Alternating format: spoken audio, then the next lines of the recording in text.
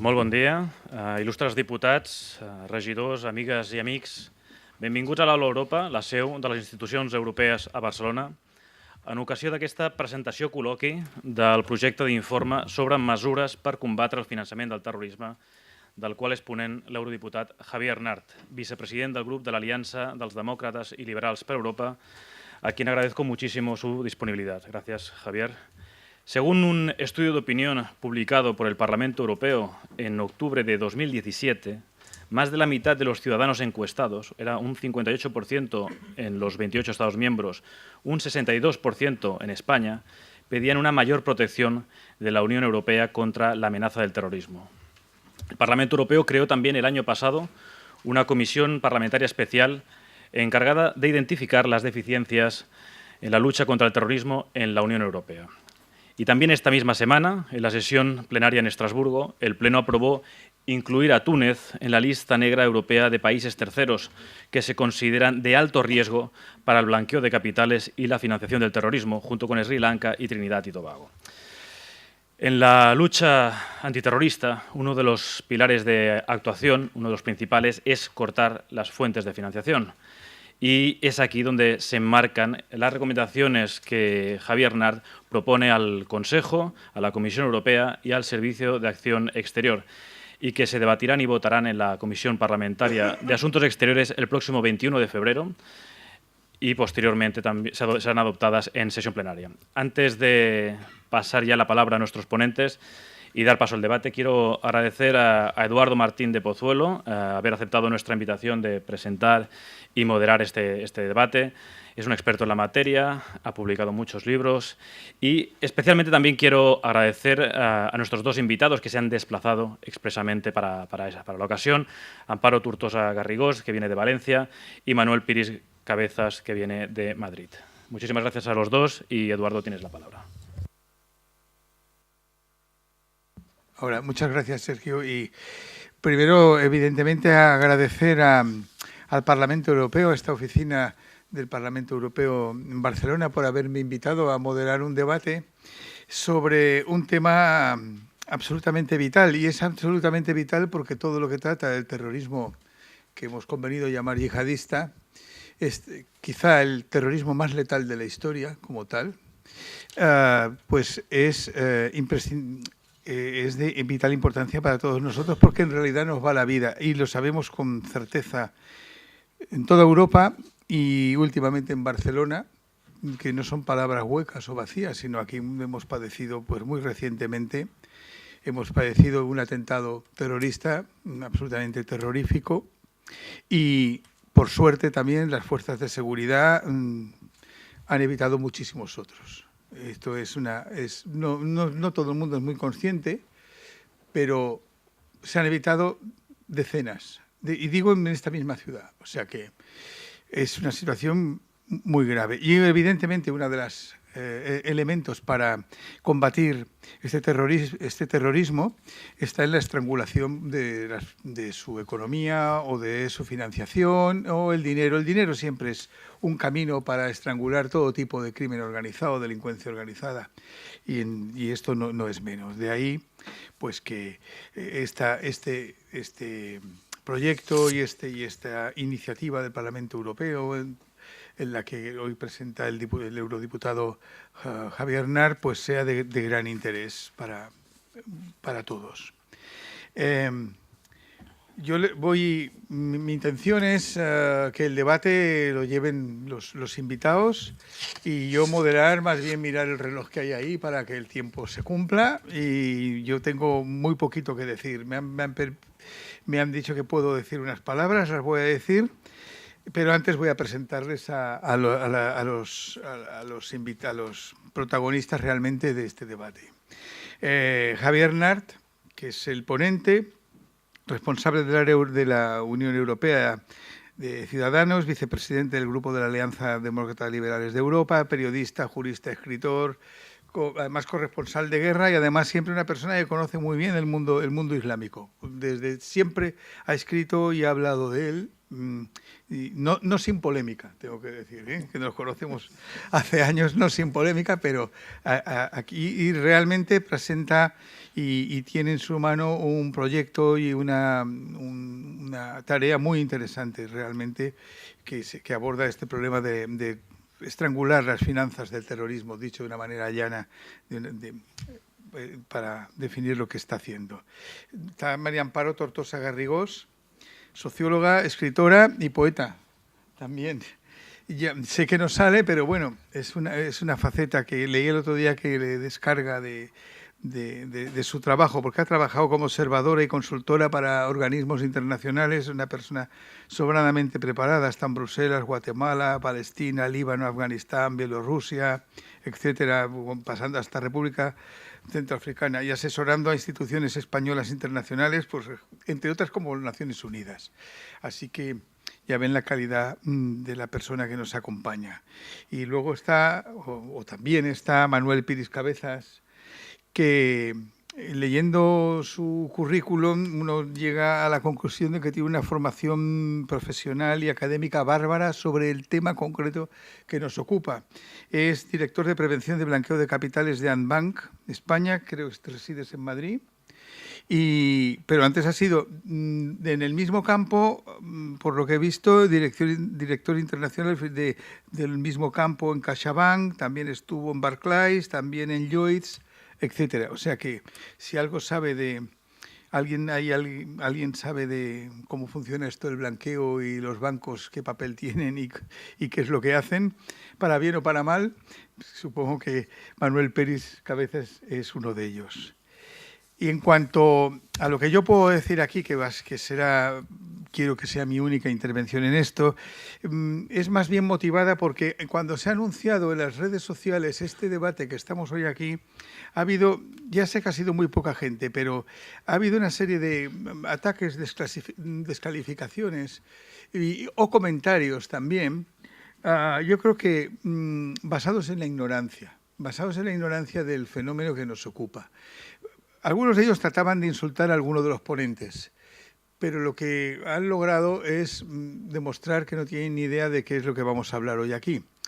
Y solo quiero decirles algo en términos muy generales que quizá me lo pueden debatir, pero es mi opinión y como llevo también muchos años siguiéndolo, la quiero dejar dicha aquí, por lo menos para que se vea mi tendencia en el debate y nadie se lleve a engaño.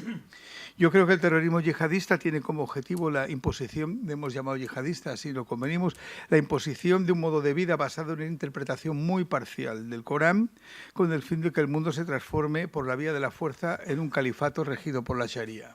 Esto sería la idea de al-Baghdadi y de toda la gente de la que más o menos sería el núcleo del que estamos hablando.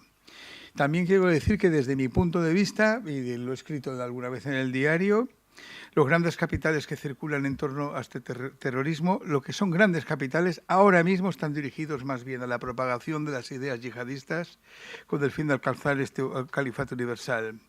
Y que estos capitales también impulsan la creación de centros de cultura o de culto excluyentes que se convierten en focos de estímulo para minorías extremistas que estos extremistas que ahí terminan estas minorías convertidas en los soldados del califato, vistos desde cómo se definen a sí mismos los terroristas o terroristas tal como los hablamos desde un punto de una mesa occidental como la que estamos ahora aquí.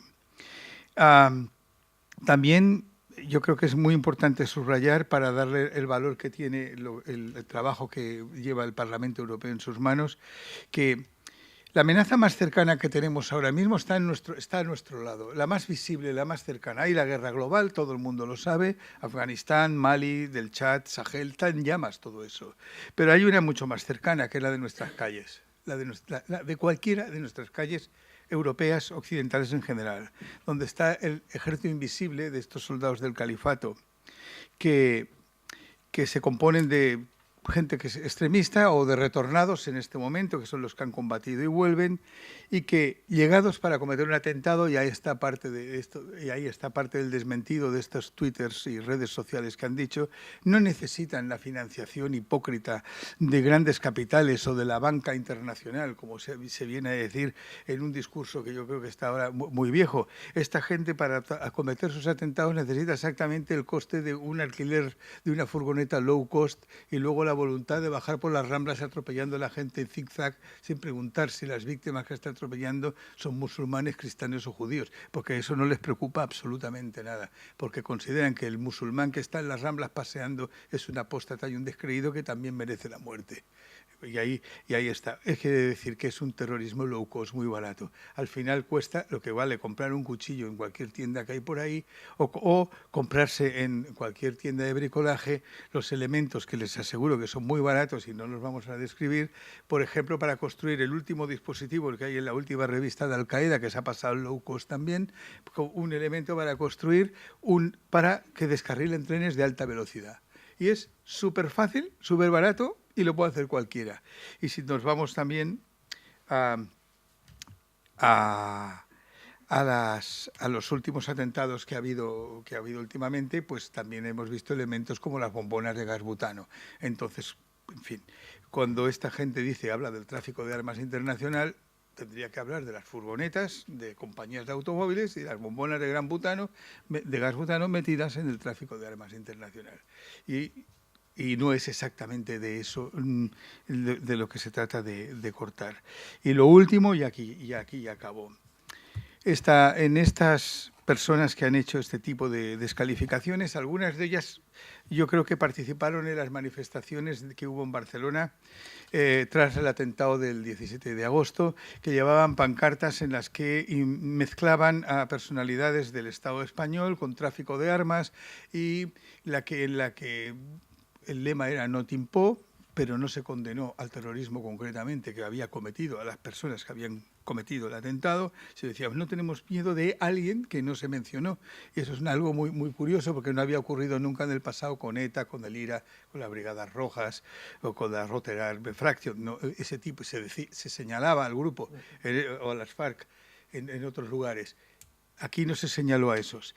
Pues a los que han dicho que el tráfico de armas es el motor de este nuevo terrorismo, digamos, low cost, que está en nuestras calles, solamente recordarles, y para situarnos, que los atentados del 11 de septiembre se hicieron sin armas, los de Estados Unidos, los de Atocha sin armas ni con explosivos de fabricación casera, el de Barcelona con una furgoneta y bombonas de butano y un explosivo casero que les estalló porque el tutorial de internet lo manejaron mal. Las armas que usaron en Orlando fueron compradas en una tienda comercial. Las que usaron en Francia y Bélgica eran producto de la venta minorista relacionada con la delincuencia común. Las armas que el Estado Islámico ha conseguido y que parece que hacen la gran guerra tal, básicamente están construidas gratuitamente de los propios arsenales que van asaltando y del descontrol que hay de los arsenales de Libia, Afganistán, etcétera, y que el gran tráfico de armas que en el pasado todos hemos tratado y que también el eurodiputado Nart conoce muy bien, en alguna vez ya habríamos hablado de él, que funcionaba con la falsificación del famoso certificado de último destino y eran grandes cosas. Esto en este momento funciona de otra manera porque el gran negocio de las armas está en el último titular, por ejemplo, de prensa de la semana pasada, cuando nos han anunciado que Rusia acaba de lanzar un plan de renovación de su ejército y el arsenal a 10 años vista, con lo cual no hace falta ningún tráfico clandestino porque está anunciado en la prensa de manera abierta que eso va a ser el gran negocio de las armas. Y dicho esto, ya que quería decir, yo ya he dicho todo lo que quería decir, pasamos al debate propiamente dicho y tengo aquí un programa que hemos preparado en el que al eurodiputado Nart le toca presentar brevemente su proyecto y su informe. Bien. Tu palabra. Inicio con un recuerdo a un compañero, Joseba Pagazartundúa, que tiene su lamentable aniversario de asesinato el próximo domingo, y a mi compañera Maite Pagazartundúa, que es una magnífica mujer. Estamos hablando de un asesinato de ETA, pero estamos hablando de un asesinato terrorista. Hemos pasado del terrorismo etarra en España al terrorismo de origen yihadista. Respecto a eso, es una palabra que yo aborrezco. En el Islam, Yihad tiene dos contextos. La gran yihad, que es la lucha que tiene uno con uno mismo para mejorarse, para luchar contra los propios defectos, que es el yihad más íntimo, más profundo y más importante, y la pequeña yihad, que es la lucha defensiva, siempre defensiva, y respetando absolutamente principios básicos como es: solamente se lucha para defenderse, solamente puede lucharse contra alguien que te agrede y tienes que respetar a las personas que no son parte del conflicto. Lo digo porque en todo esto siempre subyace al final un principio muy primario, donde desde la condena absoluta a estos bárbaros asesinos que blasfeman en nombre del Islam, y repito, blasfeman en nombre del Islam contra el Islam, siempre subyace una posibilidad de deriva islamófoba que es absolutamente rechazable, como cualquier discrepancia o cualquier condena que pueda existir respecto a crímenes que no pueden extenderse a la religión sobre la que en ocasiones se quieren justificar. Esta es la primera cuestión. Segunda, yo no es que sea muy listo, pero soy muy viejo y eso es inevitable. Y al ser más viejo uno ha pasado por la vida, y como en la vida yo he sido corresponsal de guerra, he aprendido algo. Y lo que he aprendido es que cualquier actividad, y fundamentalmente una actividad, vamos a decir, de combate, y ellos lo pretenden, requiere logística. La logística significa los medios que necesitas para tener tus objetivos.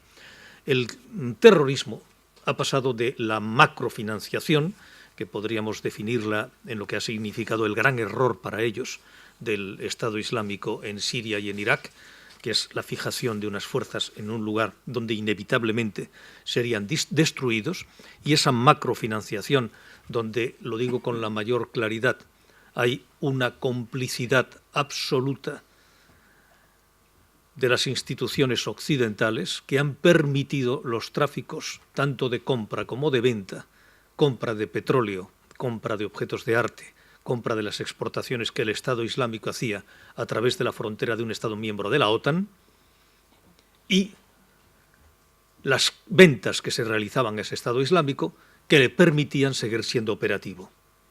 Les daré un dato muy corto y muy concreto.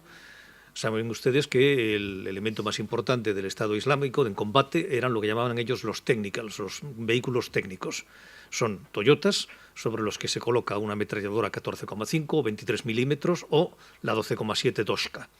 La trepidación del arma, al cabo de 6 meses, destruye la caja de cambios. Cuando se importan en la zona del Estado Islámico miles de cajas de cambios, ya sabe uno para qué son. No precisamente para poner en funcionamiento los Toyotas en pacífico tránsito. Y de ahí podríamos seguir hasta el infinito. Bien, eso ha acabado.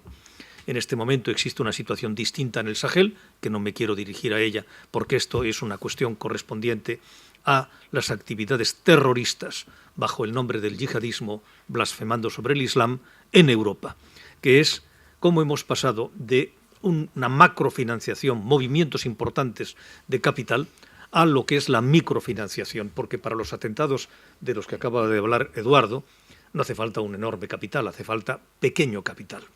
Entonces, mi aproximación a la cuestión es la siguiente. Como saben ustedes, el Parlamento Europeo no tiene capacidad legislativa. Nosotros recibimos las leyes que forma o que determina la Comisión, los diferentes comisarios, y las aprobamos, las negamos o las puntualizamos. Tenemos una capacidad de decir a la Comisión: óigame, legisle usted sobre esto dentro de estos parámetros. A mí se me ocurrió proponer, porque me parecía que era absolutamente fundamental y necesario, hacer frente al terrorismo verdadero que está sufriendo la Unión Europea, Barcelona, Niza, París, Bruselas, Madrid, y que esto significaba la microfinanciación. Propuse esta recomendación, se llaman recomendaciones en término técnico, cuando se aprobó en la conferencia de presidentes. Yo en ese momento me di cuenta del lío en el que me había metido, y entonces, entre la satisfacción de decir, caramba, han aprobado algo que yo he propuesto, y la preocupación de esto va a ser tremendo, hubo 283 enmiendas al texto que tienen ustedes en la entrada, que no es el texto final, pero que se fundamenta el texto final sobre este y recoge absolutamente lo que yo en ese texto había propuesto, con adiciones que lo han mejorado notablemente, y lo tengo que decir con franqueza, de todos los grupos, desde el GUE, al que le reconozco sus aportaciones positivas, en este caso concretamente diputados de Podemos, así lo digo, a los compañeros socialistas, populares, de FDD. Esto ha sido una aproximación que es ejemplar, donde no se ha trabajado sobre lo sectario. Digo sobre lo sectario, a diferencia del lamentable espectáculo que se produjo post-atentado terrorista en Barcelona, donde sí hubo un uso absolutamente reprobable. El terrorismo no puede tener jamás un uso sectario, sino un uso social y una contestación social. Y en este sentido, en el Parlamento Europeo, y yo os digo con absoluta sinceridad, ha habido 40 compromisos, que significa 40 concuerdos, 40 concordancias, mejor dicho. Esto significa que todos hemos concordado en 40 puntos fundamentales, que es el resultado final. Por lo tanto, sobre la base de lo que ustedes tienen, va a haber en el mes de marzo ya el voto definitivo, que supongo yo que se aprobará. Las líneas estructurales básicas es acudir a la realidad y no a la idealidad. La primera idealidad era, vamos a hacer ante la necesidad de la coordinación de la inteligencia, de los servicios de información, vamos a establecer un servicio de inteligencia europeo, alguno lo dice. Bueno, eso no servirá para nada, porque es absolutamente imposible que diferentes servicios de inteligencia actúen de una forma unitaria, porque son cuestiones en ocasiones de desconfianza, en otra ocasión de mantenimiento de fuentes internas que no son compartidas, y por lo tanto yo trabajé en otra línea, y es lo posible y práctico. ¿Necesitamos coordinación de los servicios de inteligencia? Sí. ¿De qué manera? A través de una plataforma, que es la palabra que se utiliza en el compromiso 7 y en uno de los puntos de la propia determinación. No tienen ustedes el compromiso porque son todavía discretos y secretos. Vamos a decir que no se lo puedo entregar, pero en el compromiso 7 se habla claramente de la creación de una plataforma estructurada, en un lugar donde los servicios de inteligencia se reunirán para compartir información y para dejar un centro de datos de información que sirva para que todos los servicios de inteligencia y todas las policías y todos los servicios de información europeos sepan lo que se está investigando por parte de los diferentes servicios de inteligencia. Esto es un activo estratégico de extraordinaria importancia. Plataforma y centro de recopilación junto de datos que puedan ser compartidos. Y después vamos a acudir al pequeño terrorismo, a la pequeña financiación. ¿De qué manera? Controlando los flujos en donde se producen, que son desde la transferencia de fondos por medios tradicionales, la hawala, por ejemplo, donde no se prohíbe ciertamente, lo que se dice es quien practique la hawala tiene que registrarse y tiene que tener un libro registro donde aparezcan identificados quién lleva, quién entrega y quién recibe. ¿Por qué? Porque somos iguales ante la ley, señores. Y porque si yo hago una transferencia a través de un sistema controlado, ¿por qué? Si resulta que vengo de una comunidad distinta, tengo que hacerlo de una forma diferenciada. Somos iguales, con iguales derechos e iguales obligaciones. Y les digo más, yo no soy políticamente correcto, no lo he sido en el futuro y no lo seré no lo he sido en el pasado y no lo seré en el futuro. Digo las cosas como creo que tienen que ser y tengo pocas contemplaciones con ciertos, yo les diría, hipersensibilidades que nos llevan a la castración de la contestación y de la respuesta. Segundo, otro de los temas que también deben controlarse, por ejemplo, son las tarjetas de débito. Las tarjetas de débito tendrán que ser suministradas en dinero sin problemas, pero a través de formas de identificación en el origen. ¿Por qué? Porque esta es una forma absolutamente secreta y discreta de poder transferir fondos. Exactamente lo mismo respecto a las cuestiones de oro, piedras preciosas, que cada país miembro tiene su propia regulación. Se plantea que se armonice la regulación porque estamos ante una situación que afecta a todos los países miembros de la Unión Europea. Tema, por ejemplo, de obras de arte. Yo no les hablo a ustedes de la Gioconda, ni les hablo, como decía anteriormente, de toros alados o leones alados asirios, porque eso es una cosa extraordinariamente grande y muy individualizada. Pero en las obras de arte de medio y segundo nivel se produce un comercio que sirve para financiar el Estado Islámico, como también ha ocurrido con bienes de gran importancia en la zona saheliana, básicamente de lo que pueden ser desde libros de bibliotecas, como ocurrió en el caso de Tombuctú. Parte de ella fue destruida, parte de ella fue robada. En consecuencia, estamos, por ejemplo, planteando que se coordinen los servicios bancarios. Estamos planteando que el sistema de transferencia de fondos en la Unión Europea esté mucho más coordinado y mucho más integrado, sobre todo también con Estados Unidos, que es un lugar extraordinariamente importante en cuanto al sistema que tiene de control y los flujos, que muchos de ellos, al ser en dólares, pasan por instituciones norteamericanas. Lo que estamos haciendo, en consecuencia, con este informe es tratar de hacer frente al microterrorismo con macro resultados. El terrorismo lo que se fundamenta es en crear, con los pocos medios, que son medios tácticos, medios de muy poco nivel, una gran respuesta, porque el impacto depasa incluso la cantidad del sufrimiento y se convierte en calidad de sufrimiento. 30 muertos son técnicamente irrelevantes, pero socialmente enormes. De lo que se trata es de crear un efecto donde el terrorista tenga la capacidad de crear un terremoto social a través de la logística, que es la microfinanciación. Eso es lo que se ha querido hacer frente. Tengo que decir que el resultado me ha excedido y la recomendación que se va a realizar es mucho más de lo que yo nunca imaginé que podríamos concordar. Y en eso hemos concordado todos, y les repito y concluyo que me llena de felicidad el que en el Parlamento Europeo se haya dejado de lado los planteamientos sectarios y cómo utilizar el terrorismo como forma de contradecir al otro para concordar en una respuesta común, desde la más radical izquierda hasta los más absolutos conservadores. Y eso es una esperanza. Muchas gracias, Javier Nart. Y ahora le pido a María Amparo Tortosa Garrigós qué le parece el proyecto de informe. Bueno, antes que nada, muchísimas gracias a los organizadores por haberme invitado. Yo estoy siempre encantada, en cualquier lugar donde me lo pidan, en acudir a aportar mi granito de arena en lo que es mi experiencia en combatir el terrorismo desde muchos puntos de vista. Empecé con la Unión Europea y después con las Naciones Unidas, donde estoy actualmente. Y mi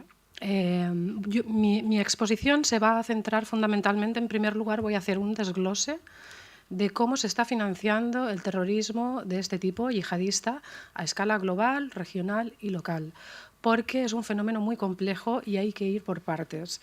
En segundo lugar, os voy a dar toda una serie de cifras para que se entienda la magnitud de este problema, todo el dinero que se mueve, las procedencias, las fuentes, los destinos, y que realmente nos darán a entender de alguna manera que este tipo de terrorismo funciona prácticamente como una multinacional, aunque para ellos es su proyecto de califato, un proyecto totalitario de gobernanza. En tercer lugar, me voy a fijar más de lleno en lo que son los fondos que se destinan al wahabismo, que llevan ya muchas décadas en marcha, se están aumentando exponencialmente, y estos fondos generan una serie de adoctrinamiento, de odio, sobre todo hacia Occidente, pero también de tipo confesional, hacia las minorías chiitas, etcétera, en las zonas donde hay terrorismo en países musulmanes, que es tan o casi igual de letal como la planificación y la puesta en marcha de los atentados terroristas. El adoctrinamiento es casi o igual de letal, porque tiene muchas implicaciones. Después entraré de lleno en ello. Después trataré de trasladar esas cifras a cómo se traducen en territorio europeo y local, y terminaré con una serie de propuestas, que es lo que llevamos años haciendo las organizaciones internacionales y qué es lo que se podría mejorar, porque hay algunos aspectos innovadores que tienen que ver con la financiación que estaría muy bien proponer, y quizá a lo mejor Javier pues, pudiera canalizarlos con la iniciativa tan interesante que está teniendo en el Parlamento Europeo, porque está dando de lleno justamente en lo que es el nudo gordiano del terrorismo, que es la financiación, y por ahí es por donde más se le puede estrangular. Voy a empezar desglosando cómo se estructura la financiación del terrorismo yihadista a escala global, a escalas nacionales, regionales, etc. Lo que es la financiación externa del terrorismo representa tan solo un 5% de sus finanzas y es la más fácil de controlar. La financiación más importante, más gruesa del terrorismo yihadista es de tipo interno, de los mismos grupos terroristas. Es la más difícil de controlar, sobre todo porque tiene lugar en aquellos territorios que ellos dominan, donde están más presentes y tienen más margen de impacto, de afectación en esos países. En primer lugar, los impuestos, los peajes, la extorsión, se financian mucho con esto, con los saqueos, sobre todo a los bancos. En Irak han estado pidiendo comisiones del 50%, en las ciudades que han sido tomadas por el ISIS. También se financian con el saqueo de bienes culturales, como muy bien ha indicado Javier, y poniéndolos en el mercado negro. Se financian con ventas ilegales, incluso con productos de alimentación en los pases de frontera, por ejemplo, en Siria, entre Siria, Turquía, por poner un ejemplo, porque esto ocurre en otras zonas, en otras regiones geográficas del mundo. Se financia con la producción de petróleo que está a manos del ISIS. Para daros una idea, esto llega a generarles unas ganancias de 2 millones de dólares al día. Se financia con secuestros, aunque esto en menor medida. El aporte de los secuestros es minoritario en comparación con el resto de fuentes de financiación de este terrorismo. Lo que ocurre es que tras el año 2015, por cómo cambió toda la coyuntura con las post-revueltas árabes musulmanas, en que este tipo de terrorismo pudo penetrar en ciertos países que no están aún estabilizados, ahí empezó a hacer un ingente negocio con el tráfico de refugiados, que es un gran problema que tenemos que afrontar a partir de ahora. Por ejemplo, cada refugiado que va a Grecia paga entre 5.000 y 7.000 euros a estos grupos terroristas. Se financia con el tráfico de drogas, con el tráfico de órganos, con el contrabando de metales pesados, incluso con el contrabando de marfil, y tiene puesta en marcha una importante industria de comunicación que involucra a 100.000 militantes en la red. Esto, las características de financiación interna de este terrorismo, es lo que hace la mayor aportación a que se sustente este tipo de terrorismo. La de tipo exterior representa solo el 5%, como he dicho antes. Luego también hay otro tipo de financiación que está entre medias de estas dos, entre la exterior y la interior, que es la de las fundaciones benéficas, que son fondos que están destinados al adoctrinamiento, que después entraré de lleno en con el wahabismo, y también apoyos militares puntuales a las guerras que se están dirimiendo en Irak, en Siria, en Libia, donde estos apoyos militares provienen del bando chiita o del bando sunita, que son los que están de alguna manera dirimiendo las guerras en estos países, ¿no? Traducido a cifras, en el año 2014, por ejemplo, la extorsión supuso 600 millones de dólares en Irak. Extraer un 50% de los salarios de los trabajadores mediante la extorsión, un 20% a empresas y familias.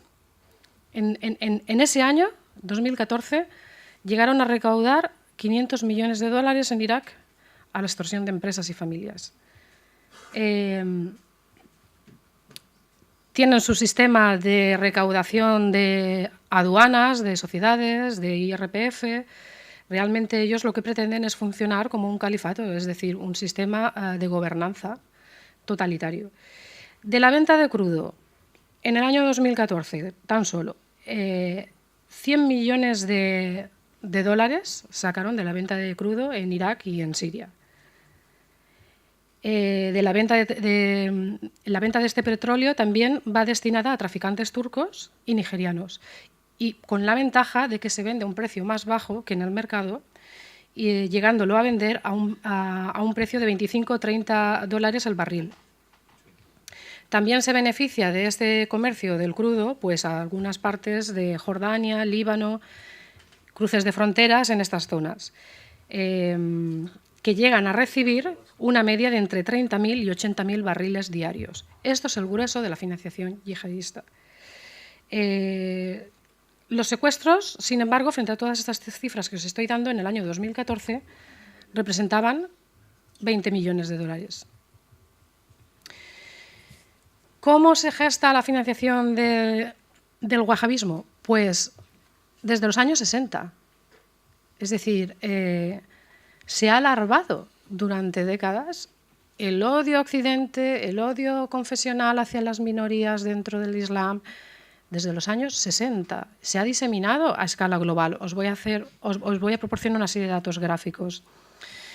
En el año 2007, la financiación wahabita, que proviene sobre todo de países del Golfo, más especialmente de fortunas de Arabia Saudí, en el año 2007 llegó a destinar 2.000 millones a la propagación del wahabismo. En el año 2017 lo duplicó. Trasladado a Europa, en el año 2007 el wahabismo financiaba 68 mezquitas para la propagación de la ideología radical en Gran Bretaña. En el año 2017, 110. En Alemania, con el flujo de migrantes a raíz del 2015, llegó a ofrecer la financiación de 200 mezquitas bajo la excusa de dar un servicio religioso a todo este flujo de migrantes, que fueron ellos mismos, sobre todo los sirios, los que lo rechazaron. En África, os voy a dar un dato de cómo esto se ha multiplicado exponencialmente. En Mauritania, a través del Ministerio de Asuntos Religiosos, se le ha dotado de una financiación de 60 millones hace 10 años. Al 2010 saltó a 900. ¿Vale? Es decir, estamos hablando que también utiliza la pobreza existente en muchos países, sobre todo en África, que son países que están encantados de recibir cualquier tipo de financiación, sea para el destino que sea, y esto también habría que controlarlo, el destino de esta financiación, porque en muchos países africanos estos fondos se están destinando a la creación de madrasas que propagan la ideología radical. En los Balcanes también el wahabismo ha penetrado en la financiación en algunas ciudades medias. En Pakistán, en el año 1956, financiaba 244 madrasas y en el 2016, 24.000. Suele pagar una media de 27.000 milicianos y familias, está sustentando ahora mismo en estos momentos. Con la toma de Mosul llegaron a manejar más de 2.300 millones de dólares solamente en esa zona, es decir, el grueso viene de ahí. Trasladado a Europa, os voy a dar una serie de cifras preocupantes. Se estima que en Siria hay alrededor de unos 30.000 combatientes provenientes de la Unión Europea, de los cuales se produce un retorno de un 30% de estos combatientes. De estos, 200 en España y 2.000 en Francia. La Unión Europea no ha podido contabilizar todavía cuántos radicalizados nacidos y crecidos hay en Europa, pero se estima que podrían rondar alrededor de los 40.000. ¿Vale? Y si con eso añadimos que hay 100.000 combatientes a nivel mundial, pues nos hacemos ya una idea de la magnitud de este problema. Algunos datos a escala de España. Más de la mitad de los salafistas radicalizados se concentran en Cataluña. Es decir, esto requiere un tratamiento especial. El 89% del Islam que se practica en España no está reglado, por lo tanto es susceptible de ser influenciado por los fondos wahabitas. Habría que prohibir las fatuas. En estos momentos tenemos 80 mezquitas radicales en España, aunque este no es el principal foco de radicalización, porque también está en las prisiones.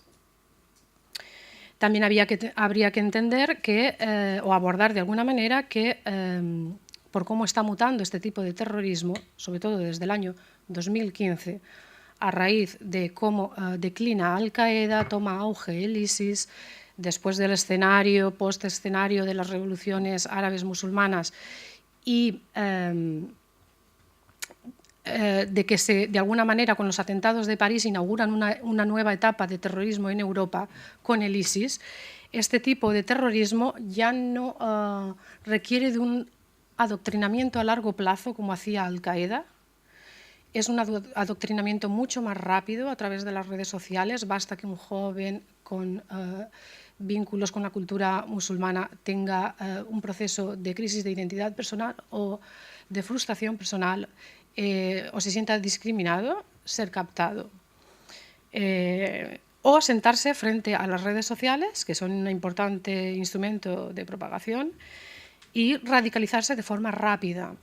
Este es uno de los hándicaps que tiene el nuevo terrorismo, que la radicalización puede surgir de forma muy rápida, a diferencia del anterior, de Al-Qaeda, que era un proceso mucho más lento en el que intervenía más el factor de la religión.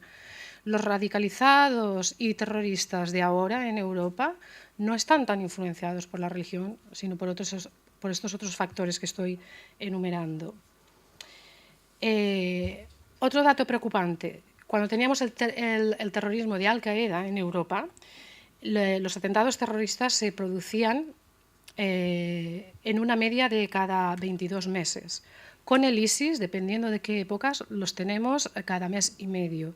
Sí que es cierto que el terrorismo de Al-Qaeda era un terrorismo que se desarrollaba con mayores capacidades financieras, logísticas, con apoyos del exterior. Este otro terrorismo, el del ISIS, como muy bien nos ha mencionado Eduardo, es un terrorismo más pobre, más rudimentario. No hace falta apoyos del exterior porque se radicalizan por las redes sociales o de forma muy rápida con contactos sociales, no necesariamente religiosos.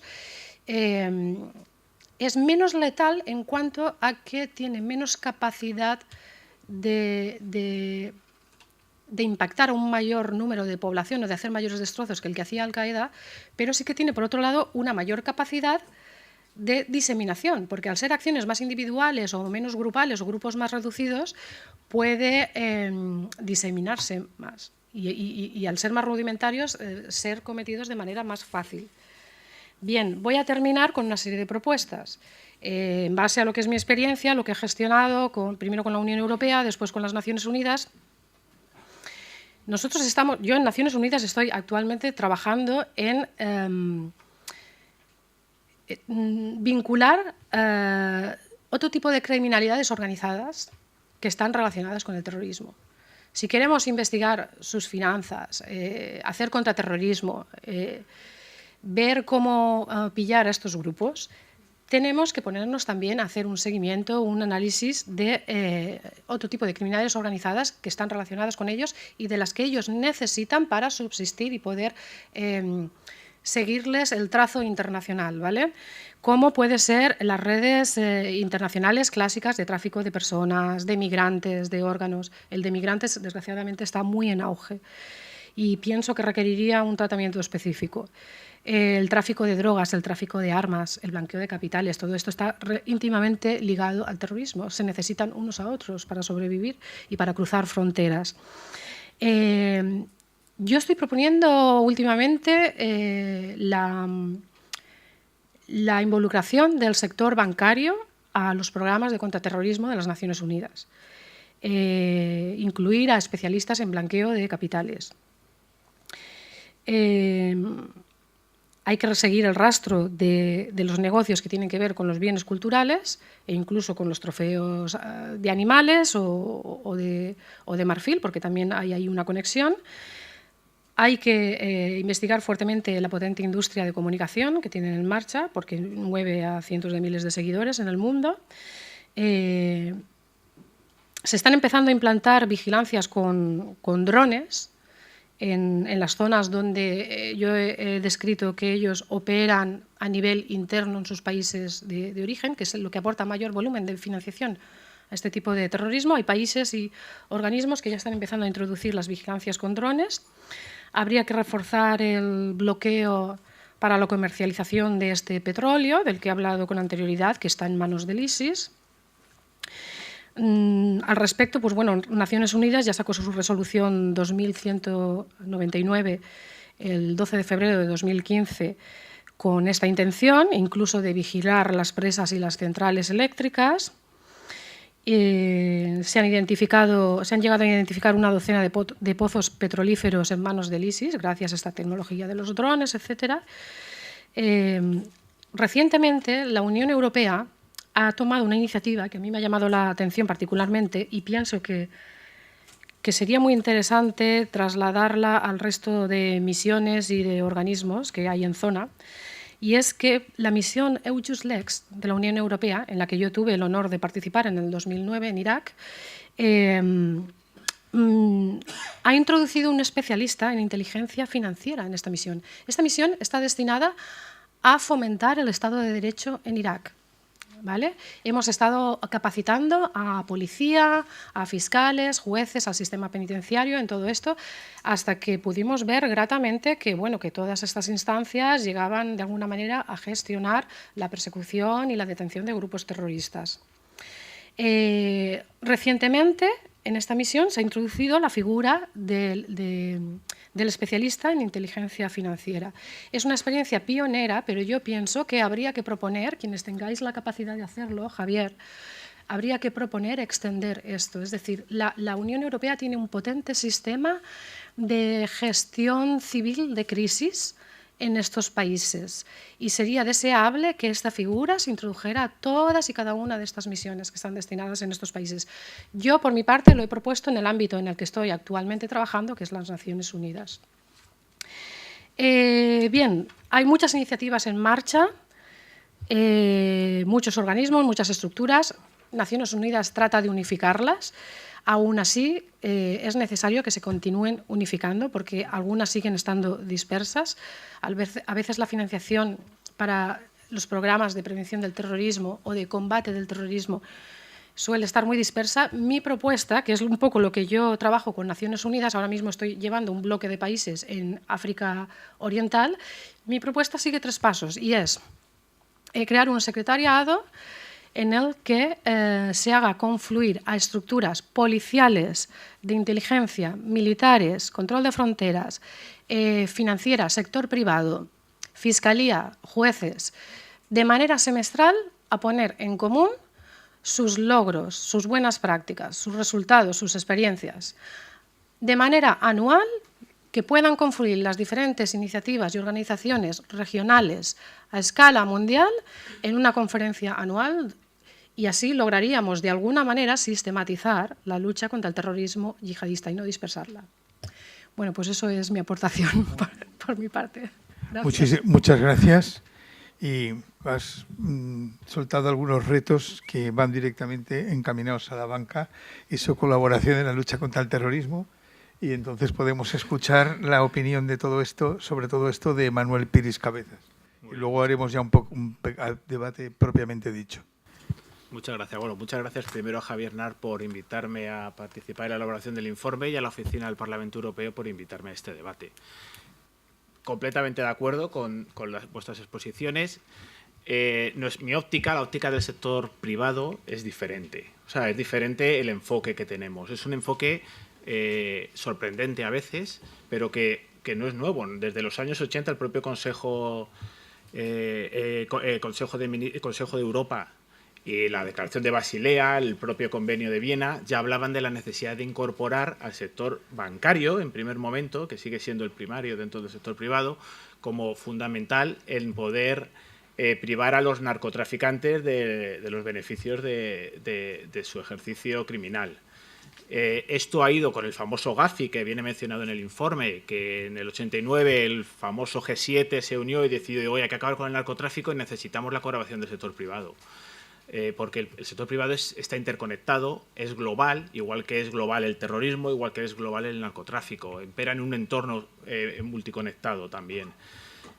Todo esto ha ido evolucionando. El terrorismo hasta el 11S fue cuando dio el gran impulso, en la que con la famosa resolución 1373 de Naciones Unidas, que en España, bueno, en Europa se tradujo hasta la tercera directiva de 2015, no se incorporó la prevención de blanqueo de capitales a la financiación del terrorismo. Se unieron juntos las luchas dentro del sector privado, pero siempre ha estado... ¿En qué se ha basado nuestros controles? Los controles del sector privado, del sector bancario, han estado basados en conocer a su cliente. Siempre ha sido, es una parte preventiva en la que ha dicho, tenemos que conocer al cliente y trazar, que hay una trazabilidad de los fondos. Igual que operamos en un entorno global, lo que no tiene sentido es que de un banco a otro banco en el otro lado cruzando el Atlántico, no sigan los mismos datos y no hay una trazabilidad de estos fondos. Esto es esencial en cualquier control de prevención de blanqueo de capitales que ejercemos, de blanqueo de capitales y financiación del terrorismo que ejercemos desde el sector privado. Un ejemplo claro que has comentado, ¿no? ¿Cómo controlamos? Controlamos el comercio exterior. La exportación de cajas de cambio. La exportación de cajas de cambio para los Toyota, evidentemente, si yo tengo un control de todos los intervinientes, del conocimiento, esto es una molestia. Todo el mundo que abre una cuenta ahora le han pedido a qué se dedica usted.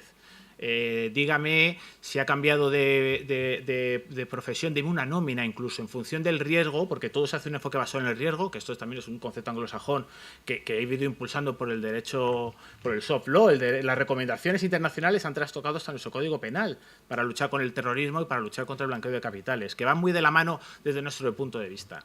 Pero pues nosotros, si en las operaciones de comercio exterior, sobre todo con Oriente, no le preguntamos, oiga, ¿dónde van estos fondos y a quién va destinado? No conozco desde end-to-end, desde el principio al final, el destino de estos, pues yo si conozco esta tipología, conozco que las cajas de cambios van a utilizarse para esa finalidad, yo lo identifico, yo lo reportaré a mi regulador o a mi supervisor y él dará traslado a las autoridades. O sea, ese es un control gráfico de la función que puede ejercer el banco, pero son muchísimas más. Nosotros, ¿qué hacemos en el sector privado? Lo primero que hacemos es que herramientas complejas de control, que son bastante más complejas de lo que puede parecer, pero es cada vez que alguien abre una cuenta, cada vez que alguien cambia un dato esencial de identificativo o de dirección, pasa por una serie de listas. Unas listas que además tienen que ser en tiempo real. O sea, porque al menos lo único que sí que tenemos claro es que hay listas de terroristas, tanto por reglamentos europeos como por Naciones Unidas, que la mayoría todas incorporadas en el ordenamiento jurídico europeo, pero también por Estados Unidos, porque nosotros los bancos operamos en un entorno multirregulador. Estados Unidos, debido a la potencia que tiene y el uso del dólar, sí que al final nos autorregulamos los bancos entre nosotros mismos y yo no puedo operar con un banco que no cumpla tampoco con las órdenes ejecutivas norteamericanas. Entonces, todas las listas que para Estados Unidos, para la Unión Europea principalmente, se consideran terroristas, al menos estas personas sí que en cualquier interviniente, cualquier operación, cualquier transferencia, pasan por nuestros mecanismos de detección e intentan detectar a estas personas. Es un punto de barrera de entrada de lo conocido. El otro punto es conocer a mi cliente, necesito saber a qué se dedica mi cliente. Y una vez que sé a qué se dedica mi cliente, en un seguimiento continuo de la relación con este cliente, pues veremos si sigue siendo coherente como la actividad que realiza este cliente con su operativa, o simplemente en una propia oficina, si alguien viene y decide no quiero hablar con mujeres, por ejemplo, o ha cambiado su forma de vestir, el propio cajero puede incluso detectar cambios de comportamiento esenciales. O sea, el conocimiento es sumamente complejo este trabajo y sorprende que del sector privado se dedican muchísimos recursos a este tipo de detecciones. Es esencial en la financiación del terrorismo, pero esencial, igual que fue el tráfico de diamantes. Sin el certificado de Kimberley, cada vez que alguien quiera importar diamantes de África, lo lógico es que se les pida el certificado de Kimberley para asegurarnos que estos cumplen con los estándares internacionales. Igual que la exportación inicial de los bienes de origen cultural iraquí, eso son sanciones financieras. Nosotros lo hacemos desde tres ópticas: la prevención de blanqueo de capitales, el cumplimiento de las sanciones financieras internacionales y la financiación del terrorismo. La financiación del terrorismo es la más compleja de todas, porque una creencia no siempre correcta y que queda muy bien reflejada en el informe, de que el terrorismo, igual que los atentados de Barcelona, se habla de que el coste fue $4.000 exclusivamente. Bueno, van variando las cifras según la fuente, 10.000 hablan de Madrid, más caros fueron los de Londres, pero siempre en cantidades muy pequeñas. Entonces eso parece muy difícil de detectar. Pero evidentemente lo que sí que sabemos es que prácticamente todos los terroristas que han atentado en Europa tienen cuentas bancarias o han tenido una cuenta bancaria. Y a lo mejor han tenido un cambio de pauta de comportamiento, que han podido viajar, han podido alquilar una furgoneta. Es muy difícil detectar esta microfinanciación. Pero también está la macrofinanciación que hemos hablado, de la exportación de bienes o la compra de bienes o el transporte de la exportación de cajas de cambio. Entonces, hay mucho que hacer, es complicado, pero requiere de formación, requiere de cooperación internacional involucrada. Es complicado, no dejamos de ser sujetos obligados a la norma, pero también continuamente todo el sector financiero y otros sujetos obligados, porque inicialmente solo estaba el sector bancario en los 90, pero ha ido incorporándose a lo largo de los años otra lista que ya va de la A a la X de sujetos obligados, incluyendo las fundaciones, que creo que es la X de la ley actual. Entonces, hay mucho por hacer, pero que sepamos que la labor que se hace desde el sector privado requiere también de formación, colaboración y especialización, que contamos con departamentos especializados en continua formación y en conexión continua con nuestro regulador. Muy bien.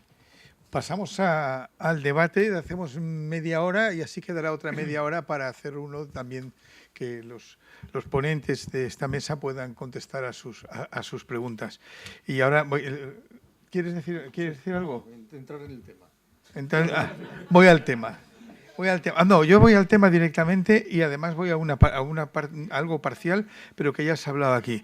En el proyecto de esto que he leído que se plantea de la Unión Europea, se habla de algo que he leído, los que seguimos un poco de cerca esto, golpea, que es muy delicado. Dice, el Parlamento invita a los Estados miembros de la Unión Europea a establecer un sistema de control para las mezquitas, asociaciones culturales, entidades similares, que detallen el reparto que hacen de los fondos que reciben desde el exterior.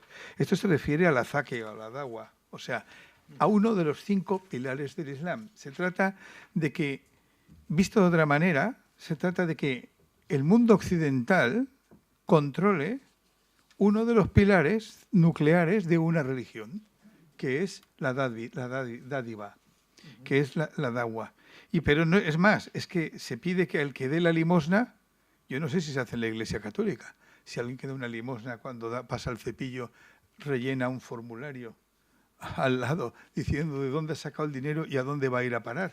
Entonces, ¿cómo responde la Unión Europea, digamos, desde el punto de vista, cómo justifica esta petición? Y si ve el alcance que tiene. Sí. Como dije, a mí hay algo que me produce un sarpullido instintivo, que es la corrección política que te lleva a la estupidez práctica. Lo políticamente correcto me parece irrelevante, es una forma de hipocresía generalizada, es una impregnación de ciertos valores profundamente anglosajones radicados en Estados Unidos que me parecen los más lamentables, y es lo que significa que uno debe aceptar sin capacidad de espíritu crítico y, sobre todo, sin darse cuenta de cuál es el real problema.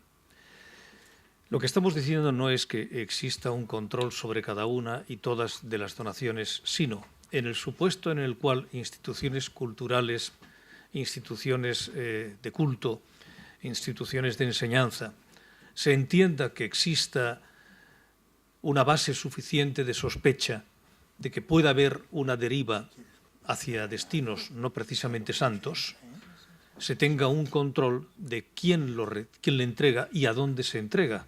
Es algo tan sencillo, es decir, se recibe de tal persona y se entrega a tal lugar. ¿Por qué? Porque es absolutamente necesario. Vamos a ver. Yo África la conozco no desde los hoteles de 5 estrellas y desde los ministerios, la conozco a pie de obra, lo que son los barrios y los lugares. Cuando voy a Niamey no me quedo en el hotel ni me voy a ver al ministro, además de verlos, me paseo la ciudad y me paseo en los lugares donde la gente media vive, que son lugares realmente en ocasiones no especialmente gratos en cuanto a la calidad de la vida. Entonces uno conoce allí lo que son las madrasas de verdad. Y conoce lo que son los imanes o pseudo determinados imanes. Cuando hablaba del wahabismo, vamos a ver, el wahabismo en sí mismo no es un problema. El problema es la deriva correspondiente, cuando los que reciben unos valores absolutamente legítimos salafistas, que significa una puridad en el tratamiento del Islam, que puede ser distinto de los valores más, dijéramos, moderados, sufis o malaquitas.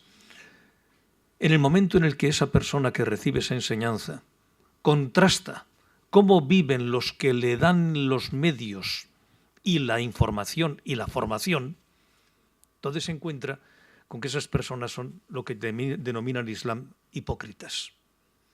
Yo esto se lo he explicado claramente a los lugares de origen y a las personas que son los responsables de estas instituciones. Se lo he dicho clara y francamente, que si no controlan cómo están realizando la entrega de fondos, estos fondos terminan en la radicalidad que es la consecuencia de contrastar la formación pura y radical, pura y dura, radical en el sentido de limpia, que se recibe respecto al mundo en el que uno está viviendo y sobre todo la mano que te lo entrega. Les voy a dar un ejemplo. Ya hace algunos años me interesaba una comunidad en Vietnam, fíjense ustedes, en Vietnam, se llama la comunidad Cham. Son musulmanes de origen, residuales de lo que fue anteriormente el imperio Cham en la zona central de Vietnam.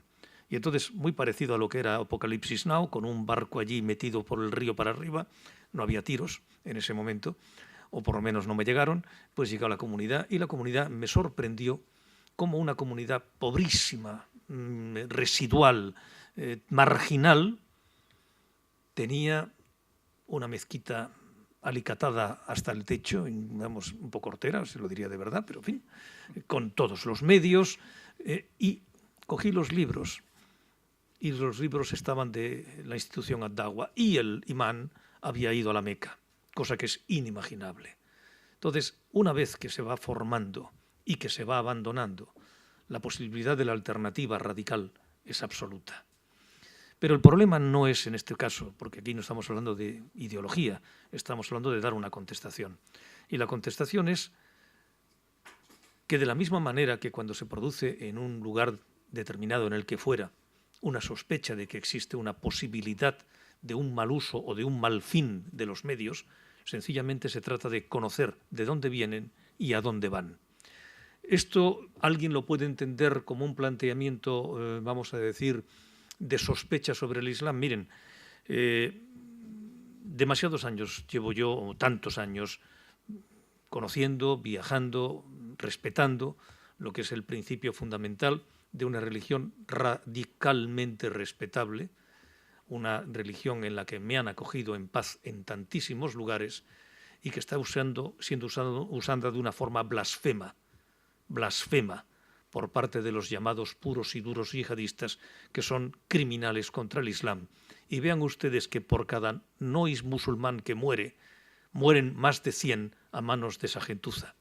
Por lo tanto, no hablemos del terrorismo islamista, sino del terrorismo blasfemo islamista, de la misma manera que los católicos que asesinaban en Croacia eran católicos que blasfemaban contra su Dios, que es Cristo, a pesar de que yo no creer en él. Por lo tanto, no hay una criminalidad religiosa, hay criminales en nombre de una ideología sobre la cual blasfeman. Y concluyo, sobre el tema financiero, repito, aquí estamos tratando básicamente de lo que es la microfinanciación que generalmente omite los canales bancarios, que han sido extraordinariamente importantes para acabar con temas de crimen organizado, blanqueo de capitales, pero en este momento estamos hablando de entidades de dinero que no sobrepasan los 4.000, 5.000 euros. Y entonces tenemos que ir a los medios de financiación y de transmisión, que es desde la hawala, y en ese sentido significa que quien realice la hawala tiene que registrarse, tiene que tener un libro donde indique de dónde vienen, quién le entrega el fondo y a dónde va, que es exactamente lo que nos pasa a cualquiera de nosotros cuando hacemos una transferencia a través de un canal bancario. Entonces, que nadie se tome esto como un planteamiento contra tal o contra cual grupo. Es contra los criminales que atentan contra todos y fundamentalmente contra los musulmanes. En cuanto al tema de inteligencia, lo acaba de comentar, financiera, en el caso de Irak, es el compromiso 25. O sea, todo lo que estás planteando me alegra que signifique sensibilidad por tu parte y experiencia, está recogido en los diferentes compromisos. Cuando hablamos de compromisos, significa la aportación que todos los grupos hacen para llegar a un acuerdo sobre algo. Y repito, esto es un acuerdo para defender la comunidad atea, la comunidad cristiana, la comunidad musulmana, la comunidad hindú, la comunidad de todos nosotros, porque somos las víctimas de los asesinos y contra ellos hay que responder. De lo que estás diciendo, hablas de la microfinanciación, pero sin embargo, antes cuando en su Parlamento María Amparo estaba comentando la importancia del wahabismo y la financiación de otro nivel, que es para la creación de mezquitas, centros de opinión, digamos, ¿no? Sí, a ver, nosotros tenemos una laguna en Europa. Pienso yo que los países europeos tendrían que ponerse más las pilas en cuanto a la regulación y el control de cómo se lleva a cabo la práctica del Islam, igual que la tiene la Iglesia Católica. Porque ahí estamos compitiendo con los potentes fondos wahabitas que intentan penetrar en Europa. Y lo hacen en la medida en que hay una ausencia de control y de regulación. Aquí en España hemos visto recientemente con el imán que planificó los atentados de Barcelona y Cambrils, pues que no estaba controlado y no estaba certificado su ejercicio. Es decir, en la medida en que estas cosas ocurren es porque el país no tiene bien regulada la práctica del Islam. De lo que se trata es de regularla para que se ejerza en dignidad. El debate sobre la religión musulmana y demás yo creo que está ya más que superado. La inmensa mayoría de los musulmanes son gente de bien y yo es de los países donde mejor me han tratado a lo largo y ancho del mundo. El problema es el wahabismo, el yihadismo, están impulsando una ideología perversa en nombre del Islam, que nada tiene que ver con la religión. A lo largo de la historia, todas las guerras, todos los grupos terroristas han necesitado vestirse de una parafernalia para justificar ese terrorismo o esa guerra, que por lo general pues siempre han sido excusas religiosas, culturales, totalmente absurdas, porque el trasfondo que hay tras el terrorismo, tras las guerras, es la dominación territorial y económica. Yo creo que ahí eso es un debate ya más que superado. La inmensa mayoría de los musulmanes son gente de bien, pero lo que ocurre es que el wahabismo, el yihadismo, propagan una ideología perversa que quiere la consecución de un proyecto de gobernanza basado en el califato, un proyecto totalmente totalitario, igual que lo fue el nazismo en su época. Y ahí pues los países tenemos que ponernos las pilas, entre otras cosas, para tratar de regular esta práctica del Islam que no sea pervertida por el wahabismo ni el yihadismo. Perdón, muy brevemente. Es que estamos, primero, no creo que sea en este momento el lugar, la ocasión, para hacer un debate ideológico sobre lo que significa el wahabismo. Una cosa es el wahabismo y otra cosa es el yihadismo terrorista o el terrorismo basado en una interpretación blasfema del Islam. No seré yo quien defienda el wahabismo en absoluto, pero una cosa es los riesgos de la deriva, de una expansión de una ideología radical que en sí misma no es criminal en absoluto, pero la deriva sí lo es, y eso es lo que hay que tener atención al respecto. Y después hay otra segunda consideración. Todas las iglesias cristianas, incluidas las autocéfalas ortodoxas, tienen una estructura jerárquica. Hay un patriarca de Oriente. De hecho, saben ustedes que uno de los grandes problemas del nacionalismo ucraniano es que han dividido también la Iglesia entre la Iglesia ortodoxa ucraniana, que anteriormente dependía del patriarca de Moscú, pero como el patriarca de Moscú es de Moscú, pues han tenido que crear una Iglesia nacional que se divide en dos. La Iglesia ortodoxa, que sigue siendo obediente al patriarca de Moscú tradicionalmente, y la nueva, que es la como Dios manda, la patriótica ucraniana, que se ha dividido. Bueno, esto en el Islam no produce, ni tampoco en el judaísmo. El judaísmo, el rabino es el hombre respetado de la comunidad, de la misma forma que el imán no es un imán apuntado. La jerarquía islámica existe en el Shia, existe de alguna forma en el saidismo y en el ibaidismo, y en los fatimíes ni siquiera tampoco. Por lo tanto, tratar de establecer una estructura jerarquizada de autorización y confirmación es complicado. Lo que hay que tener es una radicalidad respecto a ciertos comportamientos. Yo recuerdo la historia del imán de Marbella, aquel que decía que había que pegar a las mujeres de una forma razonable. Bueno, pues razonablemente se le coloca en un avión y se le envía a su país de origen con toda la razonabilidad correspondiente. Eso sí. Pero en este caso lo que estamos hablando es de financiación y esta es una resolución sobre financiación, microfinanciación, que es el problema. Sí, efectivamente, por eso es importante regular la práctica del Islam, para que no tenga desviaciones perversas. Él ha puesto el ejemplo del imán, pues, que propagaba que había que pegar a las mujeres lo justo y tal. Por eso hay que regularlo. Y cuando me refiero al wahabismo, me refiero más bien a cuando, a raíz del siglo XVIII, en base a las ideas de Wahhab, las grandes fortunas saudíes empezaron a financiar la propagación de este tipo de ideología, que es cierto que la ideología radicalizada musulmana no tiene por qué ser, ni mucho menos, terrorista. Esto es cierto. Cuando hablo de wahabismo me refiero a cómo se está empleando en nombre del wahabismo la financiación del odio hacia Occidente, del odio hacia el impío, y de ahí poder pasar a la comisión de atentados terroristas. La línea entre la radicalización yihadista y el terrorismo es muy fina. Has dicho, estabais hablando de la microfinanciación y Javier, has soltado de pasada lo del hawala o el hundi como método. Y antes en tu Parlamento, Manuel, decías que uno de los secretos es la trazabilidad. El secreto es el saber el origen y destino de los capitales. Exactamente, el hawala es todo lo contrario. Es exactamente la ausencia de conocimiento de origen y destino de un dinero, porque se basa en la confianza entre los hawalars de origen y de destino. Y la propuesta que está en el informe, o la idea del informe, es convertir a los hawala casi en un banco convencional. Sí. Bueno, pues es toda una cultura distinta que se practica en medio mundo y que practican millones de personas. En el momento que entren, yo hago la pregunta de una manera perversa y un tanto demagógica. En el momento que los convertamos en un banco, pagarán impuestos. Y en el momento que paguen impuestos, volverán a salir otros jagualar que volverán a ponerse en la clandestinidad, porque el secreto de este asunto está en que no cobran las comisiones que cobran los bancos. Que son muy bajas. O sea,